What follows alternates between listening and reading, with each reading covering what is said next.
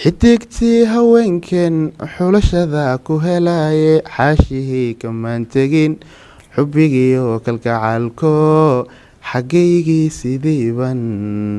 u xambaarsanee garo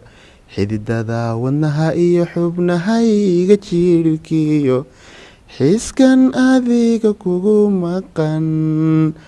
xumaan kuma quudhe yaan layna kala xamayaan yaan layna kala xadin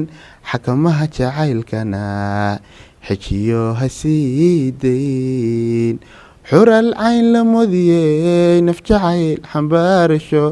xiisihii adduunkuna xaggaagu ku koobtaa xubnaheenan kala maqan kala jira xaddheerban xanuunkooda dadayaa habeenkiina xaybaad iyo igula xaashaa xumaan kuma quudhe yaan layna kala xamayaan yaan layna kala xadin xakamaha jacaylkana